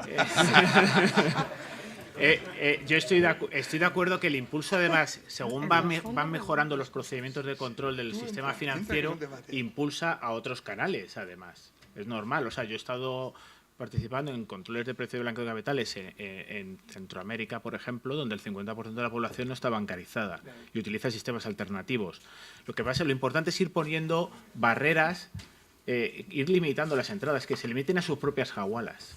O sea, que no tengan el acceso a la hawala pública que tiene todo el mundo, que es un modo tradicional de compensar. Bueno, es una compensación de fondos, pero es una forma de transferir dinero a tu familia tradicional, sobre todo en Oriente Medio. O sea, que el problema es que justo es donde tenemos el problema de financiación del terrorismo. Pero en estos países, ¿qué funciona más en las transferencias entre personas? ¿El hawala o el método bancario convencional? Yo creo que hay zonas del mundo... Depende del estrato social, evidentemente. Sí. Y de la cultura financiera. O sea, todo depende de las ciudades, varía muchísimo. O sea, está completamente entrelazado. Pero para nosotros, lo importante es que con estos controles, que volvemos al mismo punto inicial, la trazabilidad. O sea, que hay una trazabilidad. Si esto se regula de alguna forma, yo sé que es complejísimo y esas preguntas nos las hemos hecho todos. Empiezan a pagar comisiones, impuestos y cambia. No tiene por qué. Pero es intentar, estos intermediarios de confianza, no tendrían ellos mismos, ¿quién va a querer participar en un acto terrorista? Igual que el que alquila furgonetas, estoy seguro que no quiere, le gustaría haber podido controlar y haber perdido el dinero de hacer haber alquilado esa furgoneta si supiese que se le iba a alquilar. Y en este caso es lo mismo, intentar que aflore la parte lícita, el origen lícito de esto, porque el problema del terrorismo es que además se utiliza bienes de origen lícito. Y es que, volviendo al mismo punto de la financiación, igual que el halal o el zakat, que esos tenemos ejemplos claros de financiación del terrorismo en Barcelona, además. Sí, muy notables. Sí, el trasfondo de todo esto es regular. El terrorismo aprovecha todos aquellos ámbitos que no están regulados, bien prácticas, tradiciones, etcétera, para colarse por ahí. Y nosotros tenemos que ir siempre detrás, regulando, no ofreciéndoles espacios de proliferación. La prueba la tenemos en que, a medida que hemos ido estabilizando Irak, en su tiempo Afganistán, estos grupos se han desplazado a África buscando terrenos yermos donde poderse establecer y tener condiciones para operar, porque los estados débiles, lo que se suele llamar estados fallidos, son un caldo de cultivo para la supervivencia de estos grupos. La clave de todo está en regular, y aquellos países que logremos estabilizar de alguna manera, pues Al-Qaeda y estos grupos terroristas de nueva cuño como el ISIS no tendrán mejores condiciones de supervivencia. También es cierto que tenemos que tener en cuenta otro factor, y es que en la medida que estamos estabilizando primero Afganistán, después Irak, lo sufrimos a modo de atentados en Europa. Tenemos que ser conscientes de esto también. Cuando estabilicemos Siria, Libia, etcétera, lo sufriremos. Pero hay que apostar por regular, por fomentar el Estado de Derecho en todos estos lugares donde tienen sus bases operativas los grupos terroristas, porque la mejor manera de combatirlos es fomentando el Estado de Derecho y regular. Si me permiten, yo respecto a la labor occidental en la estabilización de ciertos países, iba a decir una cosa suave, pero lo voy a decir gruesa. Realmente es absolutamente, cuando uno lo conoce sobre el terreno, vamos a decirlo claro. En Irak quien ha estabilizado se llama Irán. ¿Está claro? El general Soleimán, el responsable de los Pasdarán, que formó las unidades Hastas-Shabi por el impulso del ayatollah Ali Sistani. Si no hubieran sido por ellos, en este momento Daesh estaría en Basora. Posiblemente no, porque no hubieran pasado de la zona de fractura shia-sunni. Pero la realización de la estabilización hecha por Occidente, apoyando a un presidente corrupto y un ejército absolutamente inexistente que se disolvió como un azucarillo frente a unidades absolutamente mínimas del Estado Islámico. En Libia el disparate es atómico, pero de verdad no quiero entrar en este momento en el tema. Hablamos. Si me disculpas, un solo apunte. Sí. Los iraquíes también hacen y aportan su granito de arena. Ya. Yo he visto a la policía iraquí conducir investigaciones y detenciones de grupos terroristas, y oye, que también hay que aplaudir lo que sí, hay que aplaudirlos. El Estado iraquí también tiene su contribución. ¿Y los rusos? Bueno, y los rusos, bueno. ¿Los helicópteros rusos? Bueno, eso ya es geopolítica. Pero quiero decir, vamos a decir, y en el caso de Libia les puedo asegurar a ustedes que las misiones europeas son entre metafísicas, filosóficas, y se lo digo con la mayor franqueza, una coña marinera. Lo único es que hay muertos y la destrucción del país es absoluta. Estamos reconociendo a un fantasma que se llama Fayez al-Sarraj, que no gobierna en absolutamente nada, y les doy un dato. Desde la zona donde la comunidad internacional de Nueva York reconoce como legítima, salen todas las pateras. De la zona que no reconoce, que es la zona controlada por el Parlamento de Tobruk y el general Khalifa Haftar, ni una. La esclavitud brutal se produce en las zonas del gobierno legítimo, y donde se produce también, pero en infinita menos cantidad, es en el otro. De verdad se lo digo. La comunidad internacional en ocasiones me revuelve el estómago, lo que se llama el consenso internacional. Pero yendo al punto, sobre el tema de la Hawala. En el tema de la Hawala, miren, yo no tengo manías. Para mí, mis compatriotas son mis conciudadanos y mis conciudadanos mis compatriotas. El comportamiento debe ser homogéneo para todas las personas. Y lo decimos de forma expresa y se lo voy a leer a ustedes. Es el compromiso 22, que significa el acuerdo que hemos llegado entre todos nosotros. Determinamos que es obligatorio para los agentes que lleven a cabo las transacciones de este tipo, que es la Hawala o el Feishen, en el caso chino, o otras, que declaren a las autoridades cada significante transacción, se estoy traduciendo del inglés, que realicen por este sistema. Y hacemos énfasis que se comunique a los grupos afectados, a los grupos comunales afectados, que el objetivo no es acabar con este tipo de transacciones informales, sino de golpear lo que pueda significar crimen organizado o actividad conexa con el terrorismo. Por tanto, estamos protegiéndoles. Por lo tanto, cuando se les pide un comportamiento homogéneo al que reciben los conciudadanos, aquí no hay discriminación, aquí lo que hay es igualdad. Lo que ocurre es que en ciertos momentos hablar de igualdad parece que es un concepto subversivo. Bueno, es un concepto revolucionario, la igualdad, en la que creemos y en la que nosotros estamos planteando como algo absolutamente necesario. ¿Por qué es necesario?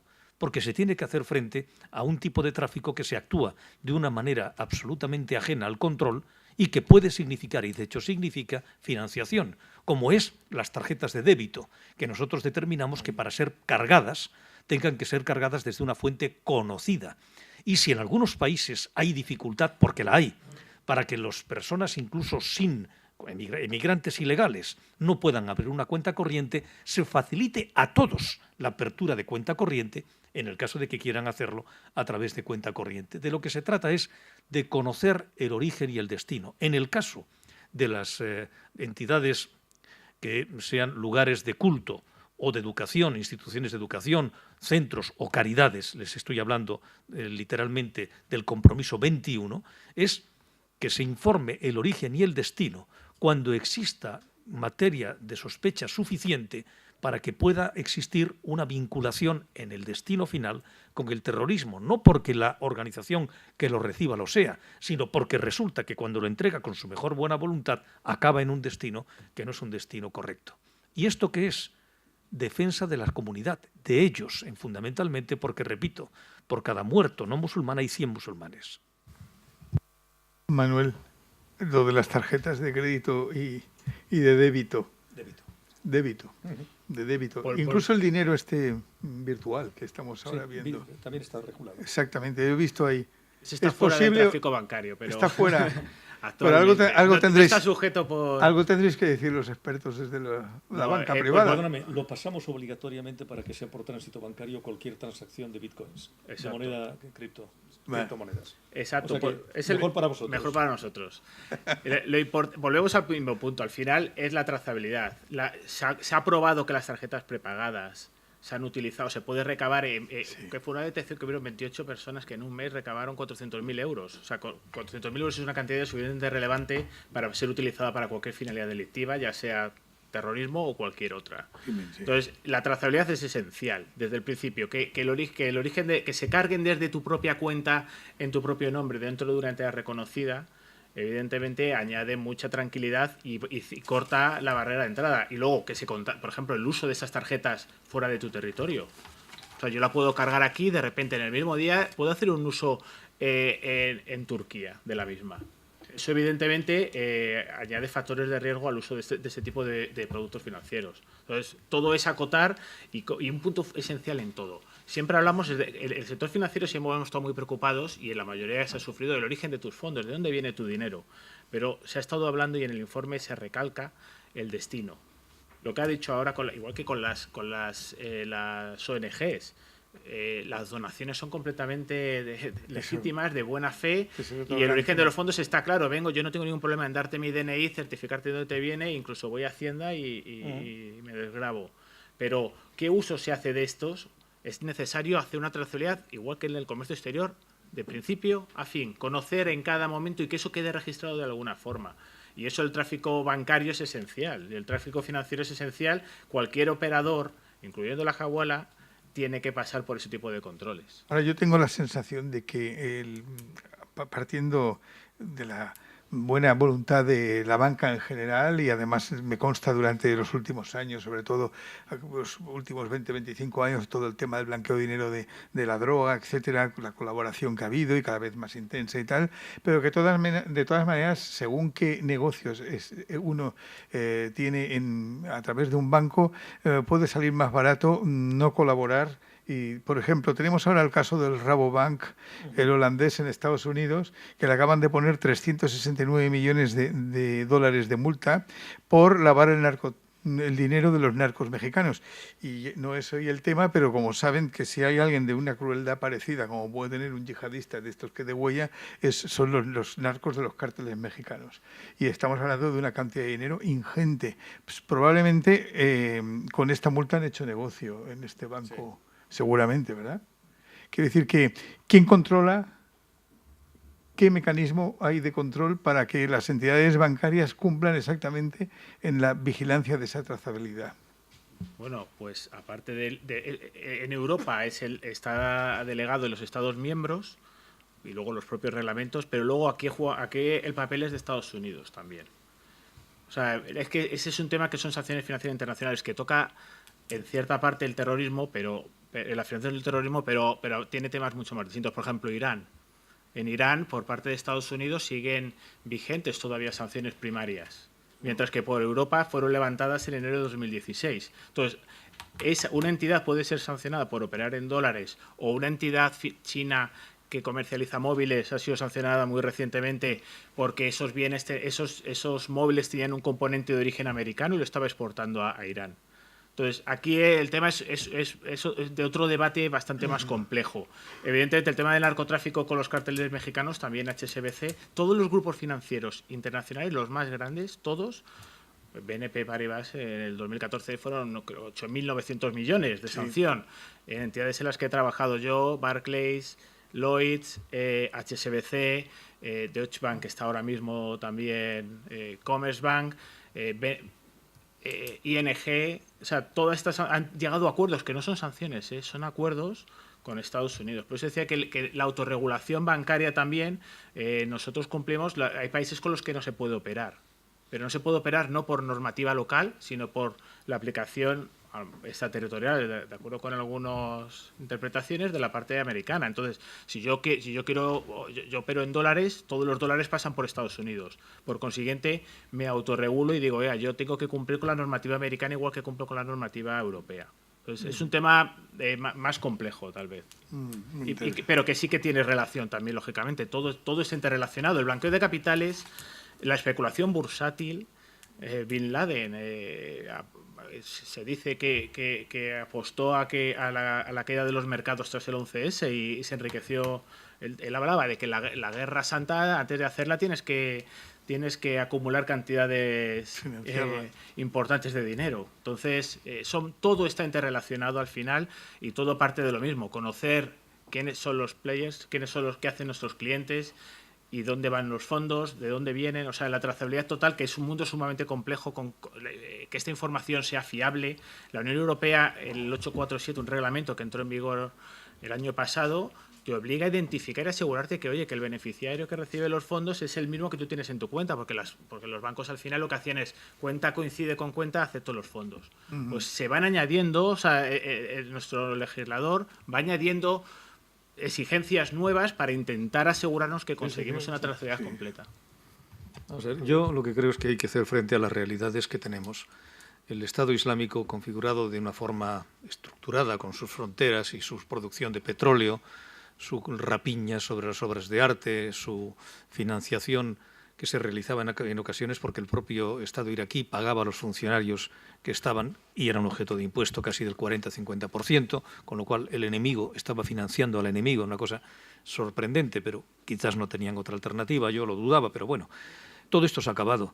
Estamos ahora ante, vamos a decir, una realidad mucho más diferente. En Europa, de una manera difusa, profusa y confusa, en este sentido a través de la microfinanciación, que es de lo que se trata en este caso, y el supuesto más grave, extraordinariamente más grave, que es lo que está ocurriendo en la zona saheliana, en la zona desde Mauritania, de la que nadie habla, porque hay una situación en la cual los yihadistas, el terrorismo yihadista actúa sin actuar sobre las unidades mauritanas, pero son operativas sobre el territorio maliense y desde allí hasta la frontera sudanesa.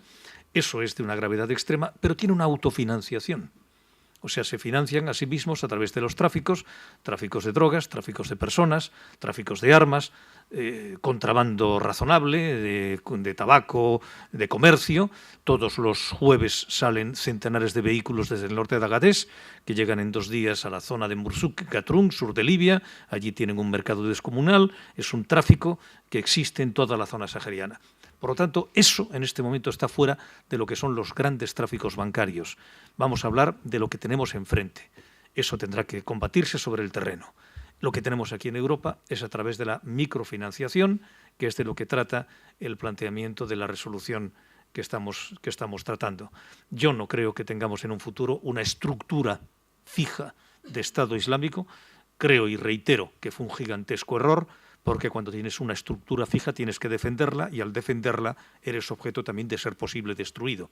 Aunque puedas crecer a base de indoctrinación, pero en cualquier caso el fracaso del califato de al-Baghdadi Eso es un fracaso objetivo porque ha desaparecido.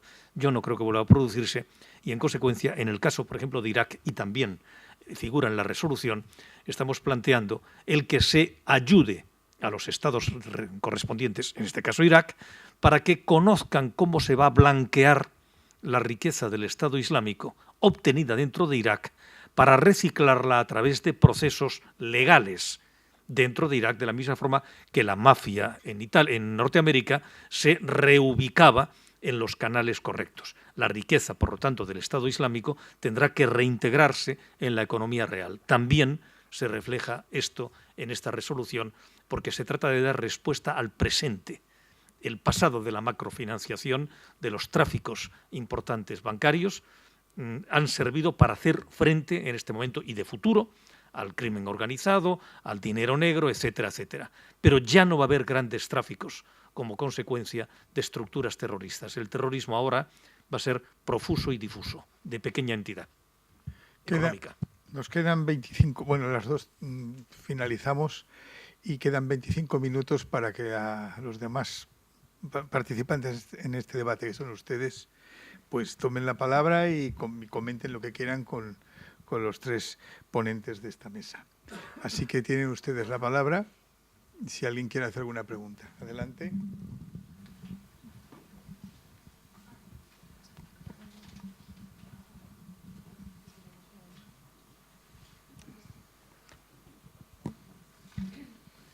Contestar. Bueno, buenos días. Yo quería hacer una pregunta sobre, hacer un comentario.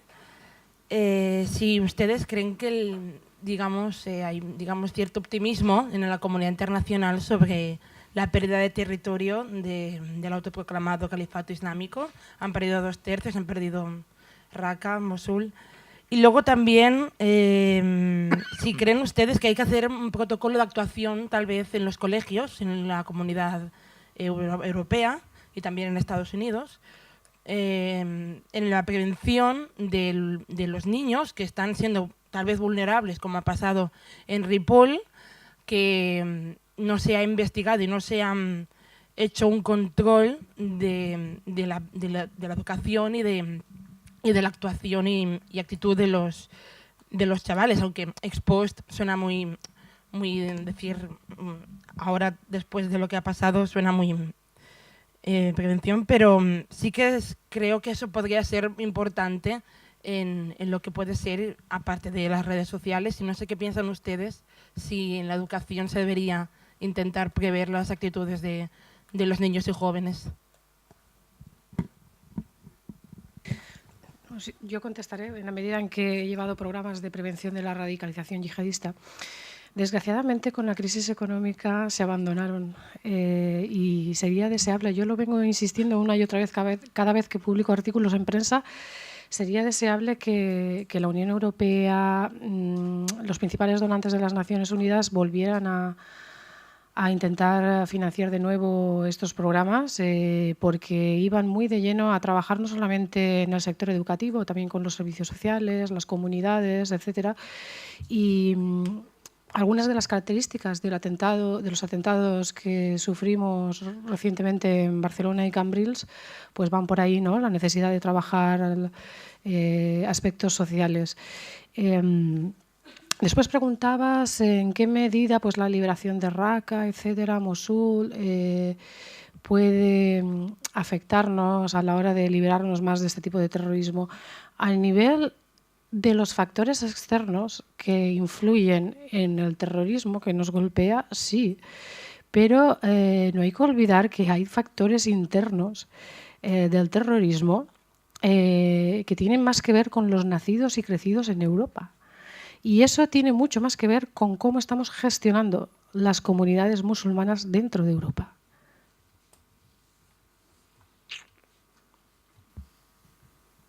¿Tú eres optimista, Javier? ¿La derrota de ISIS? Bueno, respecto a la derrota de ISIS, sí. La cuestión es que se va a mantener durante un tiempo, porque en Europa dejamos ciertas cuestiones en manos de otros, concretamente en manos de Francia. La situación en el Sahel, reitero, es de una tan extrema gravedad que significa nuestra estabilidad, porque es la estabilidad del sur del Mediterráneo. Y respecto a ello hace falta una presencia activa. La presencia activa es unas unidades de entrenamiento militar en Mali, que en 4 años han conseguido un éxito apoteósico, por cuanto no han conseguido formar ni siquiera una compañía operativa. Y realmente llegar después de 4 años e intentar formar 6 batallones y no formar ni una compañía es un éxito que requiere un esfuerzo notable, porque fracasar de tal nivel también es complicado. Es algo así como hacer 0 resultados en una quiniela. Es extraordinario. Bueno, como somos políticamente correctos, les informaré a ustedes que está prohibido dar entrenamiento agresivo. O sea, esto les suena a ustedes a broma, pero es la verdad. Cuando se le da entrenamiento a las unidades militares malienses, no se les da operaciones de ataque, a pesar de que hasta los más memos conocen que para operar en el desierto hay que operar en profundidad con operaciones de movimiento y te defiendes a 150 kilómetros de distancia de tu propia base. Pero por lo visto nuestros ilustres políticos no militares, piensan que estamos en la Edad Media cuando tenías un señor debajo del castillo y le tirabas una piedra. Por lo tanto, las operaciones de entrenamiento son inútiles, el ejército de Mali está destruido, la estructura terrorista está golpeando profundamente en Burkina y en Níger, y nos va a estallar en la cara cuando el régimen sumamente frágil chadiano reviente y tengamos un glorioso corredor de todo tipo de tráficos desde Libia hasta el corazón del Congo. Y entonces despertaremos, que es lo habitual en Europa, despertar cuando ya te han sonado el despertador, no cuando sabes que va a sonar. Pues esto para mí es el principal problema. No damos respuestas. Simplemente, y en el caso de la integración de la comunidad musulmana, hay algo que yo lo cuento siempre, que parecerá banal, pero que es fundamental. Cuando una comunidad se perpetúa a través de matrimonios endogámicos, malo, porque significa que no están en un tratamiento de igualdad. Cuando un niño, y lo voy a decir con el apellido y con el nombre, y si es políticamente correcto me da igual, cuando un niño marroquí o pakistaní que va a la escuela con sus amigas españolas, a la hora de casarse, en lugar de casarse con una española, se casa con una mujer de su aldea, estamos ante un problema. Y el problema significa que la igualdad empieza por fracasar allí y en esa comunidad. No solamente el racismo es el racismo de diferencia y de determinar hacia ellos, sino la determinación del mantenimiento endogámico de una comunidad. Cuando yo creo que la virtud que tiene la cultura es la cultura del mestizaje, del integrarse con 3 pilares decisivos de los que no podemos abjurar: la igualdad entre hombres y mujeres, la democracia y el laicismo, o sea, que la religión está en tu corazón y no en la obligación de imponérsela a los otros. Y estos 3 pilares se llama la cultura europea, de la que no podemos abjurar. Y por lo tanto, el problema está fundamentalmente cuando una comunidad entiende que tiene que mantenerse pura y dura. Ahí hay un problema. Y si no gusta lo que digo, lo siento mucho.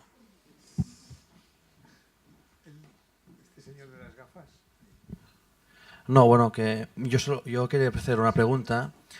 Que bueno, yo creo que la célula de Ripoll ha roto esquemas, porque el conductor de la furgoneta cobraba 2.500 euros al mes, tenía estudios y había tenido novios occidentales y otros chicos de la célula también. Yo creo que no es que estábamos tan mal, sino porque yo creo que hay gente que se integra. Por ejemplo, en Dinamarca hay un proyecto muy interesante sobre que la comunidad musulmana, cuando ven que una persona se está radicalizando de su propia comunidad, lo acoge y le dice que esto no es el camino. O sea que yo creo que la célula de Ripoll nos demuestra que el tema de integración no es quizá el tema. Porque claro, un chico que era soldador, 2.500 euros, sea capaz de hacer lo que hizo en las Ramblas, pues bueno, yo creo que hay algo más. No sé si, Tú fíjate una cosa, estaba plenamente integrado e inmediatamente actúa contra la comunidad en la que está integrado. Eso se llama desintegración. La verdad es que nunca ha habido un perfil único de terrorista, incluso desde los inicios de los atentados de Al-Qaeda contra Occidente.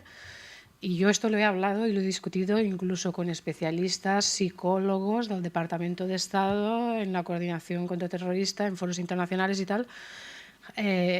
Jamás ha habido un perfil único de terrorista. Los ha habido integrados y no integrados, los ha habido ocultos y no ocultos, los ha habido pobres y ricos, ingenieros y albañiles.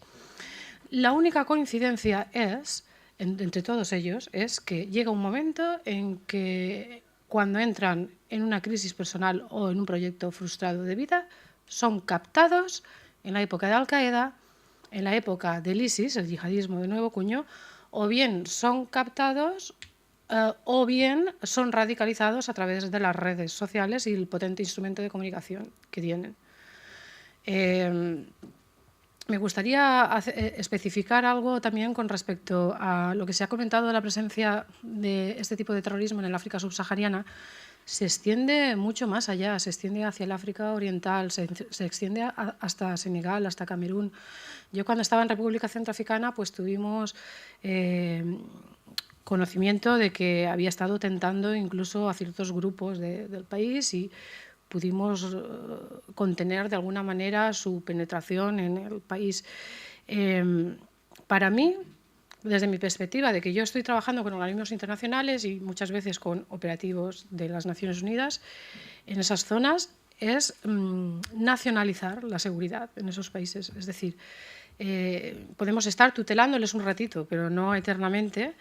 Y también hay que tener en cuenta que una vez les hemos capacitado, les hemos dotado de recursos, tenemos que ir progresivamente transfiriendo la gestión de la seguridad a las fuerzas del país. Entre otros motivos porque el hecho de que tropas o cuerpos de seguridad occidentales estén encabezando la lucha contra Al-Qaeda, ISIS en esas zonas, genera mucho odio hacia Occidente y les estamos dando muchas alas a la retórica antioccidental. Y tenemos que ser realistas, tenemos que llegar a un punto en que nosotros capacitemos y traspasemos paulatinamente las riendas de la gestión de la seguridad a los grupos, a los gobiernos de esos países, a las fuerzas de seguridad de estos países. Nosotros hemos hecho esta transferencia en Irak. Yo muy gratamente he visto a la policía iraquí llegando a ser capaz de conducir operaciones de investigación y detención de células terroristas, y ese es el camino por donde hay que ir. Hay una iniciativa muy interesante que yo siempre destaco, y es que mientras Bush se dedicaba a hacer la guerra en Irak, y esto apenas casi nadie lo ha mencionado, al mismo tiempo estaba desarrollando la llamada iniciativa transsahariana en Chad. Logró acabar con el terrorismo de Al-Qaeda en aquellos años en Chad porque la inteligencia y las fuerzas norteamericanas estaban formando y capacitando a las fuerzas chadianas en inteligencia táctica y operativa, y las que encabezaban o visibilizaban esa lucha antiterrorista en el país eran las fuerzas chadianas, no los occidentales. Y esa sería la fórmula. Yo en el Chad he estado desde 1977, conozco bastante el país. No ha habido que hacer gran cosa, lo siento, lo te lo digo como es, porque las unidades chadianas son de una extraordinaria eficacia y porque el terrorismo en el Chad no ha existido nunca. No ha habido otra actividad y eso es muy grave, que las madrasas fuera de control en la zona de N'Djamena, en el sur del Chad. En el sur del Chad no ha habido terrorismo. En el sur del Chad, en la zona cristiana, la zona sahara de Mundú, de Shar, de Baibokum, no ha habido eso, ni tampoco en la zona de Bahar Salamat, ni de Amtimam, ni de toda la zona sur. Es en la zona de Arunga, que es la zona centroafricana. Y respecto a Centroáfrica, quiero decir lo siguiente. Por Dios, estamos replicando con el EUTM en la misión de entrenamiento militar un entrenamiento del ejército de Centroáfrica en las siguientes condiciones. 1. Con armas que no funcionan. 2. con el embargo de Naciones Unidas al ejército centroafricano, que no tiene armas y que estaba esperando como agua de mayo que le llegaran 150 Kalashnikovs desde Camerún, que eran las tropas cuando se retiraron huyendo del ataque de Seleka, que eran las unidades, vamos a llamarles islámicas o islamistas, que entraron desde el norte, desde la zona de Darunga, y en esas condiciones no hay ejército que funcione. Por lo tanto, por Dios, vamos a despertar de los sueños. En el caso de Centroáfrica, de donde vengo, he estado hace 3 meses espantado de lo que allí se veía, porque el ejército no podía ser entrenado por falta de armas y Naciones Unidas tiene un embargo que impide que el Ministerio de Defensa compre armas. ¿Quién las compra? Seleka y Antibalaka, que se las compran a los Janjaweed, que ya las tienen en exceso y que vienen desde la zona del Darfur entregando lo que ustedes quieran. Si quieren un RPG-7, un Kalashnikov, una Tosca 12,7, lo que ustedes quieran lo pueden adquirir en el mercado centroafricano, porque el gobierno no puede. Y con esas condiciones no hay capacidad de hacer frente a nada. De verdad se lo digo. Hay veces que cuando uno contempla la realidad te golpea de tal manera que la metafísica de los planes de Naciones Unidas, yo de Naciones Unidas, en fin, empiezo a hablar y no acabo.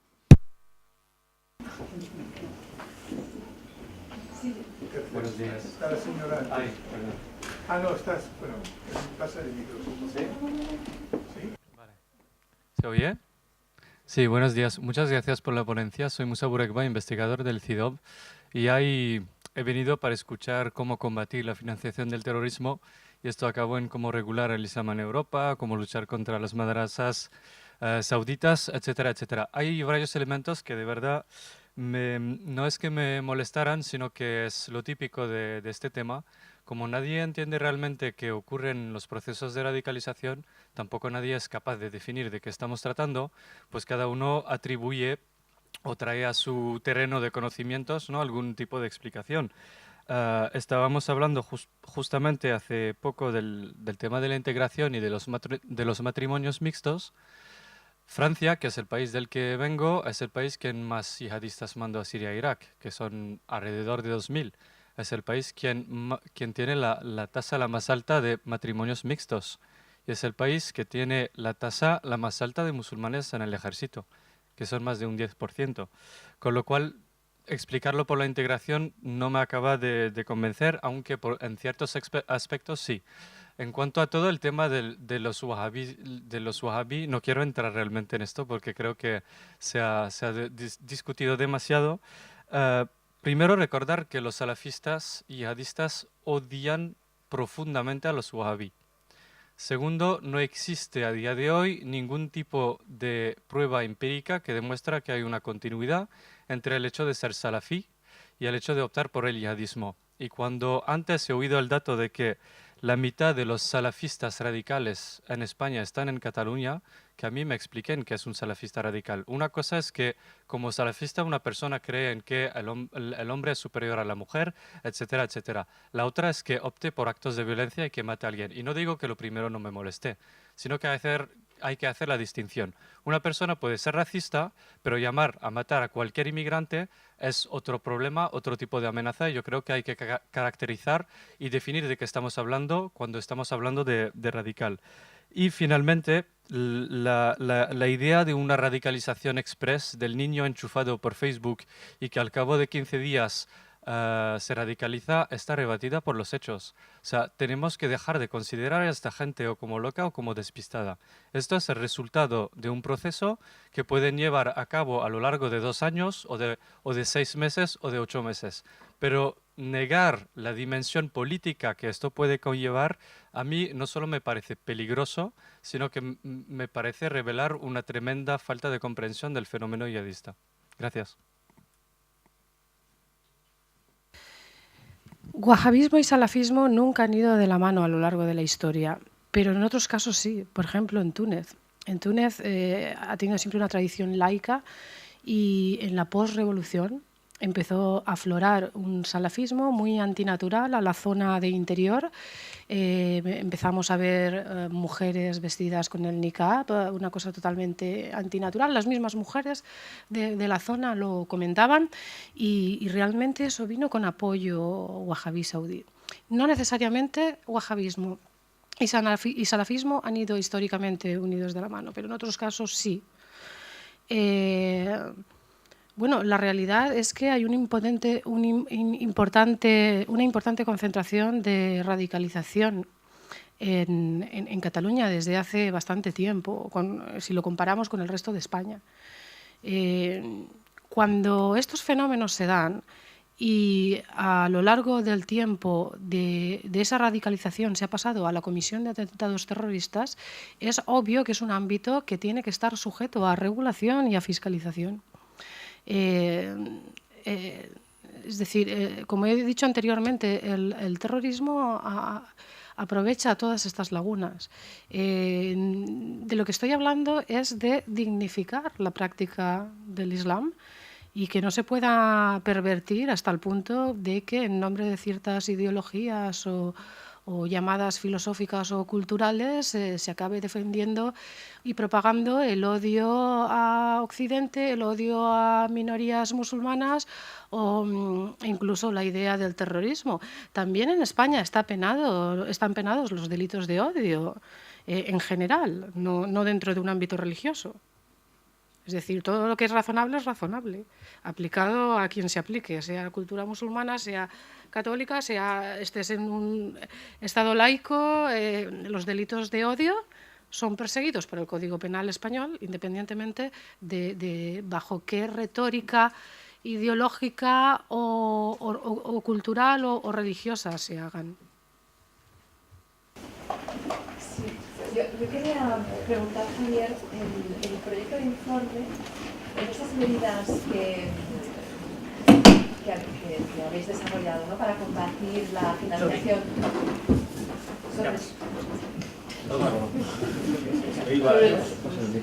sobre todo la microfinanciación. ¿Cómo casa eso, y que seguro que lo habéis hablado, con la privacidad de los datos personales, ¿no?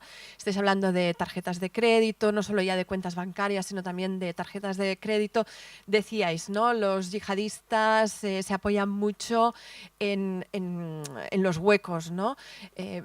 Quizás aquí también en Europa se pueden apoyar en una protección de los datos personales de las personas, ¿no? ¿Cómo lo lleváis? Hay siempre un equilibrio entre libertad y seguridad. Y cuando uno pretende la seguridad absoluta, la libertad se va por la ventana. Entonces hay que tener un equilibrio. Ahora, yo no entiendo que exista ningún problema. Yo ahora voy a comer con los compañeros y pagaremos con tarjeta de crédito. Entonces sabrán lo que hemos pagado y dónde lo hemos pagado. ¿Qué problema hay en que exista el conocimiento que tú has cargado mi tarjeta de débito con 1.500 euros desde Roma y yo estoy haciendo pagos con ella en tal o cual lugar? No hay absolutamente... Mira, además hay otra cuestión que es terrible. Al final resulta que en este momento todos nosotros, cualquiera, se llame Mohamed, se llame Juan o se llame Ismael, se llame como diablo se llame, Aarón, me da igual el nombre. Todos nosotros estamos perfectamente sometidos. Primero, lo que nosotros vemos en Internet. Segundo, lo que nosotros compramos. Tercero, nuestra cuenta corriente. En algunos países, como en Dinamarca, el dinero se va a convertir en un papel interesante para no llevarlo, porque vamos a estar obligados cada vez más a pagos de tipo electrónico. Por lo tanto, hay un absoluto seguimiento de todo lo que viajas, donde viajas. Se puede hacer mañana un perfil perfecto de tu persona, en situación simplemente de conocer los datos que están informatizados de tu vida. Pero es que en este caso tenemos un problema, y el problema se llama una actividad criminal corrompiendo el nombre del Islam. Por eso yo entiendo de que, con el respeto a lo que significa la cuestión de la actividad particular, cuando hablábamos de la intervención en los centros de culto o en las madrasas, decimos cuando exista una sospecha suficiente de vínculos con el terrorismo. Aquí no se trata de diferenciar por cuestión de ideología religiosa. Cuando resulte que exista un integrismo cristiano brutal con efectos criminales, habrá que hacer lo mismo. El tema no se trata de diferenciar sobre creencias, sino diferenciar sobre comportamientos criminales. Y repito, el criminal actividad yihadista golpea 100 veces más la comunidad musulmana que cualquier otra comunidad.